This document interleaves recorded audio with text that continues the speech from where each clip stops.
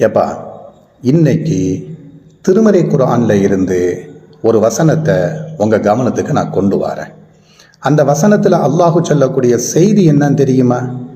மனிதன் எப்படி படைக்கப்பட்டான், மனிதனுக்கு எப்படி உருவம் கொடுக்கப்பட்டது என்கிற ஒரு செய்தியை நமக்கு அல்லாஹு சொல்லி தருகிறான். எப்படி சொல்லுகிறான்? ஃபல் யந்தூரில் இன்சானோ, மனிதன் சிந்தித்து பார்க்கட்டும். எதை சிந்தித்து பார்க்கணும்? மிம்ம ஹுலிக, எதில் இருந்து அவன் படைக்கப்பட்டான், எதிலிருந்து அவன் உருவம் கொடுக்கப்பட்டான் என்பதை மனிதன் சிந்தித்து பார்க்கட்டும். ஹுலிக மிம்மாயின் தாஃபிகின், குதித்து கொண்டு வரக்கூடிய தண்ணீரிலிருந்து அந்த மனிதன் படைக்கப்பட்டான். அந்த தண்ணீர் எங்கே இருந்து வருகிறது? யஹ்ருஜு மின் பைனி சுல்பி வத்தராயிபு, முதுகெலும்பிற்கும் பட்டை எலும்பிற்கும் இடையில இருந்து அந்த தண்ணீர் வருகிறது.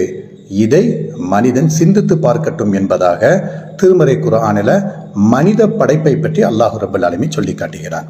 இந்த வசனத்தை தான் இறைத்தூதர் முஹம்மது ஸல்லல்லாஹு அலைஹி வஸல்லம் அவங்க 1400 சொச்சம் ஆண்டுகளுக்கு முன்னாடி பாலைவன பூமியில் நின்று கொண்டு குடுமி வைக்காதவராக தாடி வைத்து கொண்டு அரபுலக மக்களுக்கு மத்தியில சப்தமிட்டு படித்து காண்பித்தார்கள்.